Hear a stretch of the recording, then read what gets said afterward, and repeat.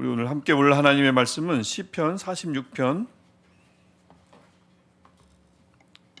1절부터 11절 한 편 전체입니다. 1절부터 11절 말씀.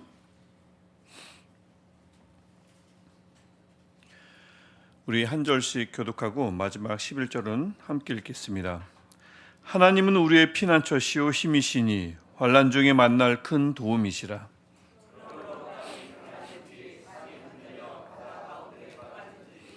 바닷물이 솟아나고 뛰놀든지 그것이 넘침으로 산이 흔들릴지라도 우리는 두려워하지 아니하리로다.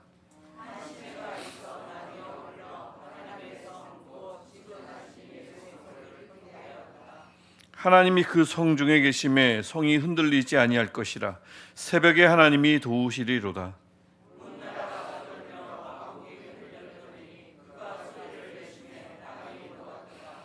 만군의 여호와께서 우리와 함께 하시니 야곱의 하나님은 우리의 피난처시로다.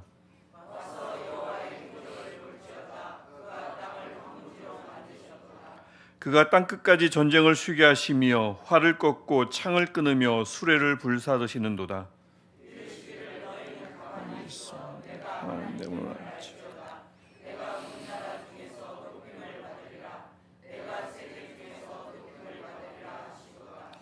만군의 여호와께서 우리와 함께 하시니 야곱의 하나님은 우리의 피난처시로다. 아멘. 우리가 함께 월요일부터 계속 말씀을 나누고 있지만 당분간은 우리 생명의 삶 큐티 본문이 시편입니다. 시편은 신약 저자들이 가장 많이, 그러니까 신약책에 가장 많이 인용된 구약 본문입니다. 그만큼 이 시편의 그 말씀이 가지고 있는 능력도 크거니와 초대교회, 굉장히 어려웠던 시절 살던 초대교회의 많은 우리 신앙의 선배들의 그 마음을 붙잡았던 한 중요한 하나님의 말씀이기도 하고요. 특별히 오늘 우리가 함께 읽었던 시편 46편은 종교개혁으로 유명한 마틴 루터가 큰 절망에 빠졌을 때 그가 다시 일어설 수 있었던 중요한 본문 중에 하나가 시편 46편이다라고 말할 정도로 시편 46편도 굉장히 큰, 물론 모든 말씀이 그렇지만 절망 중에 있는 분들에게, 사람들에게 소망을 주는 말씀 중에 하나라고 볼 수 있겠습니다. 말씀 우리가 더 나누기 전에 오늘 우리가 잠깐 교회 소식이 하나 있는데요. 그러니까 여러분이 아는 소식입니다. 오늘 수요일이고 해서 오후 2시에 뭐 있죠? 우리 전도대 모임이 있습니다. 그래서 시간이 되시는 분들은 신청도 해주시고, 굳이 뭐 신청까지 하시는 분들은 오후 2시까지 오셔가지고 함께 전도에 동참해 주시기를 부탁드립니다. 오늘 이 말씀은 그래서 시편 46편은 그만큼 굉장히 중요한 말씀이기도 하고요. 근데 다행히 물론 시편이 어떤 거는 굉장히 어렵습니다. 어디부터 어디까지가 어떤 이야기를 이 일관성 있게 이야기하고 있는가, 그걸 구분하기가 어려울 때가 있는데 오늘 본문은 그렇진 않습니다. 이 46편은 크게 세 구절로 세 문단으로 나뉘어 있습니다. 1절부터 3절, 4절부터 7절, 8절부터 11절 이렇게 세 개로 나뉘어 있어요. 그래서 1절부터 3절 첫 번째 문단을 보면 막 자연재해가 일어나는 것을 말하고 있고요. 그 중에 그것과 하나님을 연관시킵니다. 특별히 2절을 보면 땅은 불변의 상징이죠. 든든합니다. 그래서 우리가 그 위에 집을 짓고 우리가 그 위에 서 있죠.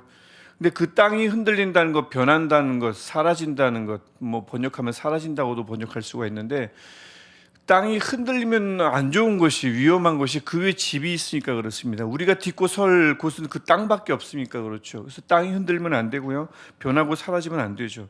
오늘 본문은 그걸 얘기합니다. 불변의 상징, 우리를 든든하게 받쳐주는 것, 그것이 지금 사라질 위기에 있고, 산은 뭐 신성한 곳이기도 하지만 안전을 상징하는 곳이기도 합니다. 산이라는 것은 이 둘러싸여 있고 외부로부터의 침입을 막아주는 그런 개념이 고대 사람들에게 강하다 보니까 산은 안전의 상징입니다. 안전의 상징인 산이 흔들리고, 바다는 너무나 잘 아시겠지만 혼돈의 상징이죠.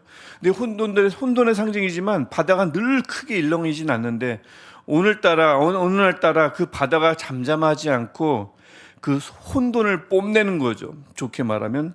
그래서 산을 삼키고 요동하고 산을 더욱 흔드는 것, 이것이 2절과 3절의 이야기입니다. 설령 그렇게 안전의 상징이 또 든든함의 상징이 흔들리고, 좀 잠잠했으면 하는 이 요동치는 이 혼란의 상징이, 무질서의 상징이 갑자기 들끓고 일어나도 3절 무엇이라 고백하죠? 우리는 두려워하지 아니하리로다. 왜 그렇습니까? 우리가 방금 70장 찬송가 70장을 통해서도 함께 고백했지만 1절 때문에 그렇습니다. 하나님은 우리의 피난처. 그래서 그렇죠. 또 힘입니다.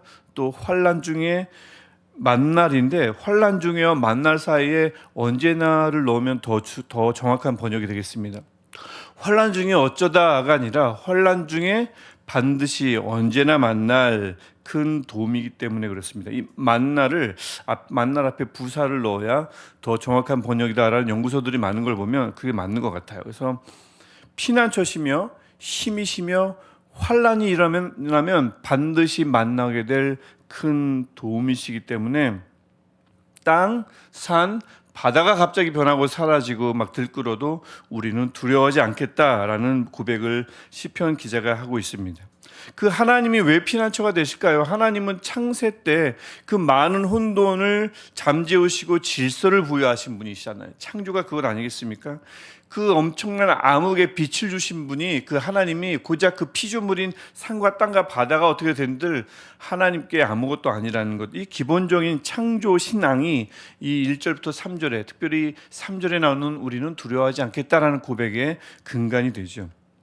그 다음에 두 번째 문단인 4절부터 7절을 보면 적대적인 문나라와 하나님을 연관시킵니다. 즉 앞에는 자연재해가 일어나고 한 문단은, 두 번째 문단은 국제적인 소란, 갈등이 일어날 때 하나님은 어떤 분이신가라고 이야기하죠. 특별히 6절을 보면 그래서 문나라가 소란을 피우며 나라가 흔들릴 수는 있지요.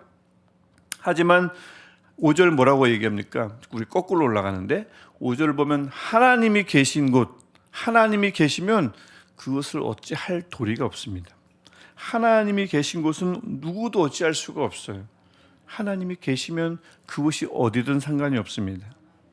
그러니 4절 거꾸로 올라가 보면 3절만 하더라도 막 바닷물이 막 뛰놀고 산을 삼킬 듯 막 하지만 4절로 가면 하나님이 계신 곳에 물은 얌전합니다.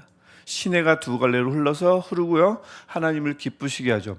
감히 하나님이 계신 곳에서 이 물이 바닷물처럼 까불 수가 없어요. 바로 그런 부분이 4절부터 7절에 담겨 있습니다. 거기다가 성중에 함께 계시는 그곳에 임재하시는 하나님은 가만히 임재하실 뿐만 아니라 무언가를 하시죠. 도우시죠. 그래서 5절 보면 유명한 구절이 있습니다. 새벽에 하나님이 도우시리로다. 근데 왜 새벽일까요? 물론 이 구절은 우리 새벽 예배에 꾸준히 나오시는 분들에게 아주 믿음직스러운 구절이기도 합니다. 그렇지, 하나님은 새벽에도 오시지. 우리 많이 들어보셨을 겁니다. 그런데 조금 생각해 볼 필요가 있다는 생각이 듭니다. 왜 갑자기 새벽이라는 말을 여기서 꺼내셨을까요? 왜 본문은 갑자기 새벽을 언급할까요? 저는 아무리 봐도 이 본문은 적어도 새벽에 일어나야 하나님의 도움을 본다라는 말씀은 아니라고 생각합니다.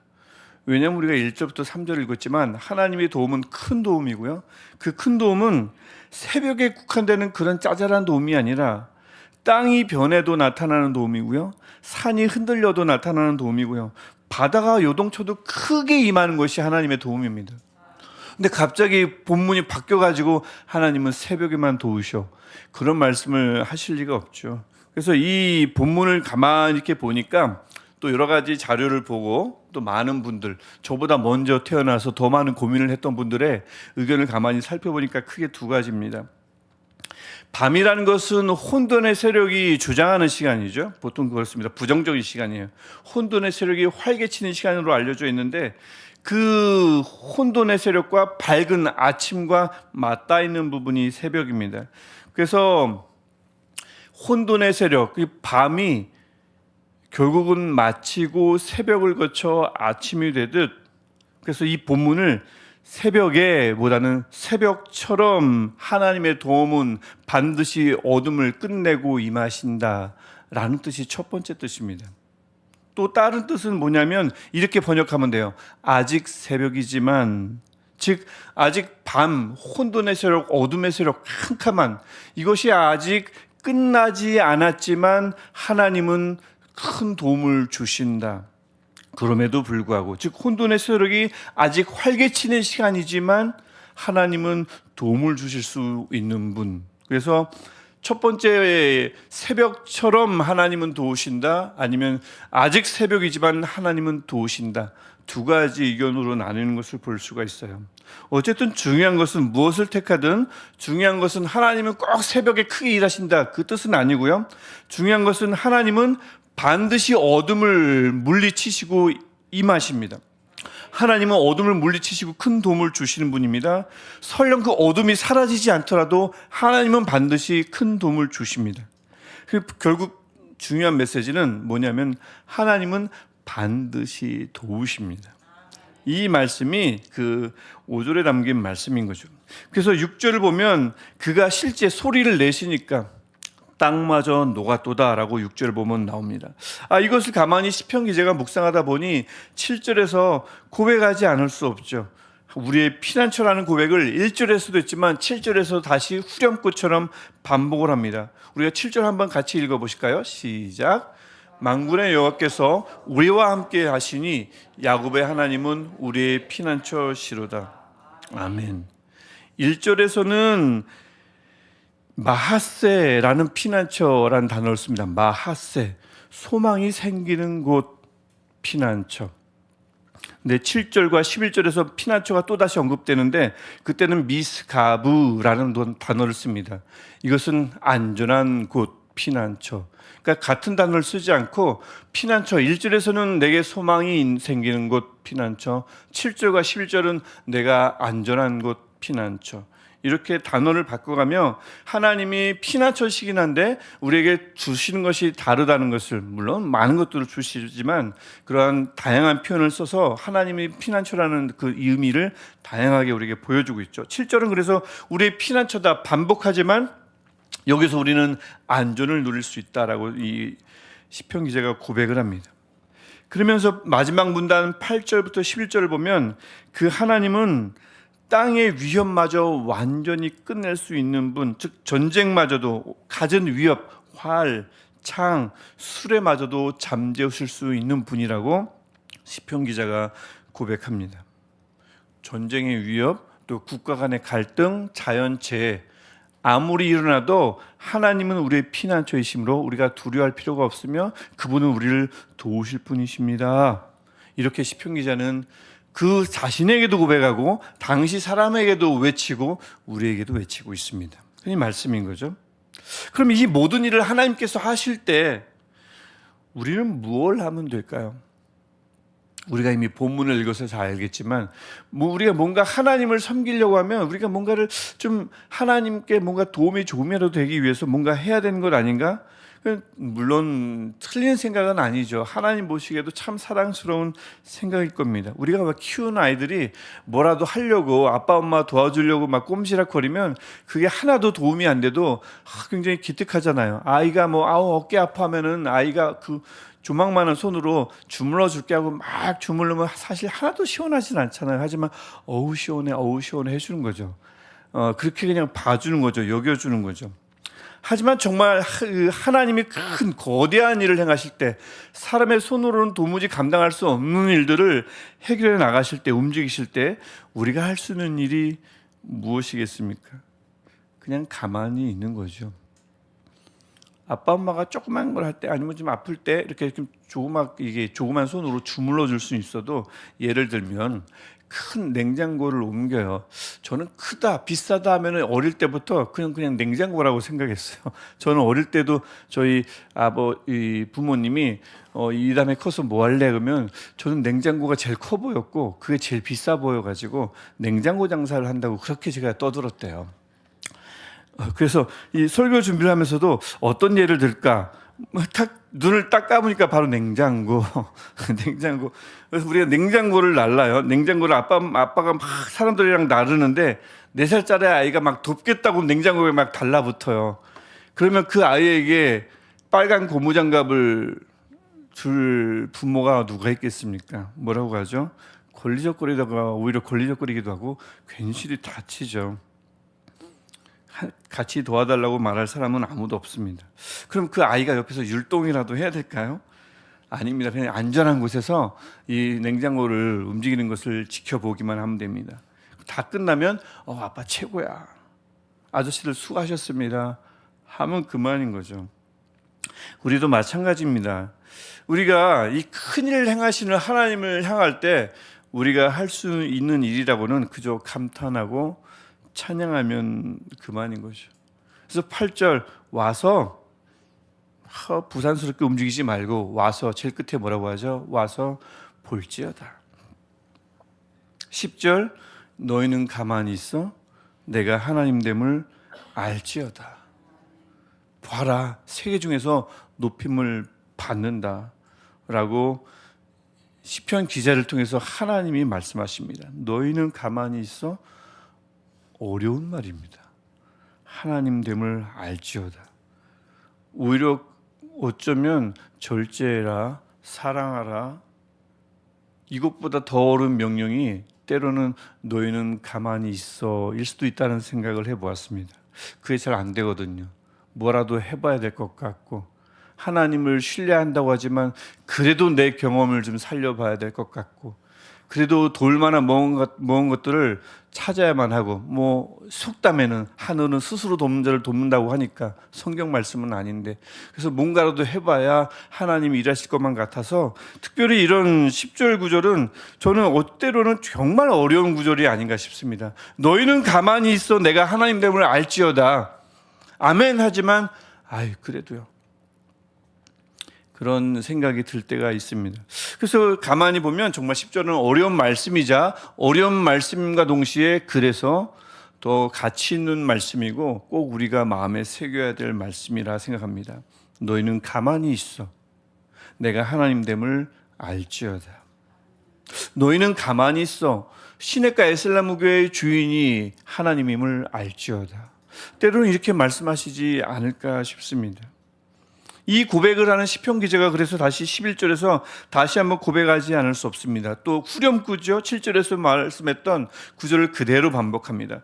만군의 여호와께서 우리와 함께 계시니 하시니 야곱의 하나님은 우리의 피난처시라. 미스가브, 즉 안전한 곳이로다라고 이야기합니다. 그래서 46편은 종교개혁 시절에 마틴 루터를 살리기도 했고요. 또 많은 고대의 하나님을 믿는 사람들을 살리기도 했습니다. 막 자연재해를 당했던 사람들, 국제적인 갈등에 놓였던 사람들, 전쟁 가운데 시달렸던 사람들에게 하나님은 큰 소망이 되고 안전한 피난처가 되어주셨던 게 분명합니다. 하지만 오늘 이 46편은 이 역사 속에서도 역사했지만 우리에게도 말씀합니다. 각 개개인에게도 말씀한다고 저는 생각해요. 땅과 산처럼 든든하다, 안전하다 생각했던 여겼던 사람이나 환경이 사라질 수 있죠. 바다처럼 한동안 잠잠했는데 잔잔하다 싶었던 이 무질서, 혼란, 나를 막 혼란스럽게 하는 걱정들, 이것이 갑자기 잠잠하다가 물밀듯 밀려올 때가 있습니다. 밤과 같은 어둠의 시간이 길어서 새벽이 도대체 오긴 오는 건가 싶을 때가 있죠. 활, 창, 수레처럼 나를 위협하는 상황, 일, 사람, 이것들이 생겨나고 도무지 사라질 기미가 보이지 않을 때가 있습니다. 그런데 설상가상 아무리 생각해도 피할 곳도 없고 아무리 생각해도 기댈 곳도 없을 때가 있죠. 그럴 때 시편 46편은 분명히 그 사람에게 그 환경 속에서 역사할 겁니다. 말씀할 겁니다. 3절이 말씀했던 것처럼 우리는 두려워하지 않습니다. 두려워하지 말라고 말씀할 거예요. 왜냐하면 우리 하나님은 환난 중에 언제나 크게 도우시는 분이시기 때문에 그렇습니다. 우리가 기대고 우리가 피할 피난처이시기 때문에 그렇습니다. 이 시편 46편은 이 단순한 말씀을 굳게 믿으라고 말씀합니다. 그리고 해야 할 일이 뭐죠? 와서 하나님의 행적을 볼지어다. 하나님이 하시는 일을 볼지어다. 제발 좀 가만히 있어. 너희는 가만히 있어. 내가 하나님됨을 알지어다. 우리가 할 일이 바로 이것이라고 시편 46편은 우리에게 말씀합니다. 만약에 시편 46편이 성경 전체 유일한 구절이라면 우리는 늘 가만히만 있어야겠죠. 하지만 성경 때로는 성경 나가라, 가라라고도 하기도 하고, 멈추라라고 하기도 하고, 무릎 꿇으라, 전하라, 많은 명령을 하지만 때로는 우리가 시편 46편을 우리가 읽을 때는 좀 잠깐 멈출 필요가, 당분간 멈출 필요가, 하루 정도는 멈출 필요가 있지 않을까 싶습니다. 너희는 가만히 있어 하나님 됨을 알지어다. 오늘 우리가 46편을 읽고 하루를 시작하는 하루잖아요. 이 하루 가장 어려운 말씀을 한번 실천해 보는 하루였으면 좋겠습니다. 제가 설교 소도에는 전도하시러 오세요라고 했지만 이것과는 상관없는 여러 가지 혼란과 아까 얘기했처럼 땅과 산과 바다의 문제, 밤과 같은 이 문제, 또 피할 곳, 기댈 곳이 없는 문제, 이 문제 가운데 봉착해 있을 때 한번 가만히 있어 하나님이 어떻게 하시는지를 보게 되는 그런 은혜가 오늘 하루 있었으면 참 좋겠습니다. 어려운 말씀입니다. 저는 아무리 봐도 어려운 말씀이에요. 너희는 가만히 있어. 하지만 오늘 이 말씀이 우리 안에서, 우리 삶 속에서 열매를 맺어질 때에 하나님은 우리의 피난처시로다, 하나님은 우리와 함께 계신다, 이 말씀이 우리 삶에서 그대로 드러나는 복을 우리가 누리는 하루 되시기를 주님의 이름으로 축복합니다. 그래서 이 시편 기자가 반복했듯이 하나님은 우리의 피난처, 1절과 7절과 11절에서 첫 절과 중간과 마지막 절에서 단어는 바뀌었지만 반복했던 이 후렴구, 그분은 피난처, 그분은 소망을 주시는 분, 그분은 내게 안전을 보장해 주시는 분, 이 고백이 오늘 하루 종일 우리 입술 속에서 자연스럽게 흘러나오는 복이 있기를 주님의 이름으로 축복합니다. 기도하겠습니다. 하나님, 오늘 하루를 우리에게 허락하여 주셔서 감사합니다. 오늘 하루는 그냥 주어졌음으로 사는 하루가 아니라, 눈뜬김에 사는 하루가 아니라 하나님의 손에 꼭 붙들려서 살아가는 하루 되게 없어서, 이곳 저곳에 피난처가 보이는 것 같고 이곳 저곳에 내가 쉴 만한 곳이 보이는 것 같지만 아무리 봐도 하나님이 나의 피난처요, 아무리 봐도 하나님이 내가 기댈 만한 유일한 분이라 고백하는 오늘 하루 되게 하옵소서. 안전하다 생각했던 것이, 든든하다 생각했던 것이 사라지기도 하고, 밤과 같은 어둠의 시간이 도무지 가실 기미가 보이지 않고, 아무리 생각해도 피할 곳마저, 기댈 곳마저 없다 생각할 때에 주님 오늘 하루를 시편 46편으로 시작했사오니 46편의 말씀이 우리 귀에 마음에 쟁쟁하게 들리게 하옵소서. 너희는 가만히 있어 내가 하나님 됨을 알지어다. 오늘 이 하나님을 만나는 귀한 하루 되게 하옵소서. 또 하나님, 오늘 아버지 앞에 무릎 꿇며 우리 마음을 쏟아놓으며 기도합니다. 우리 기도에 응답하시는 하나님을 보는 하루도 되게 하옵소서. 예수님의 이름으로 기도합니다. 아멘. 하늘에 계신 우리 아버지, 아버지의 이름을 거룩하게 하시며 아버지의 나라가 오게 하시며 아버지의 뜻이 하늘에서와 같이 땅에서도 이루어지게 하소서. 오늘 우리에게 일용할 양식을 주시고 우리가 우리에게 잘못한 사람을 용서하여 준 것 같이 우리 죄를 용서하여 주시고 우리를 시험에 빠지지 않게 하시고 악에서 구하소서. 나라와 권능과 영광이 영원히 아버지의 것입니다. 아멘. 우리 함께 마음을 모아서 우리의 피난처이신 하나님께 간절히 기도하시다가 집으로 안전하게 돌아가시겠습니다. 할렐루야. 하나님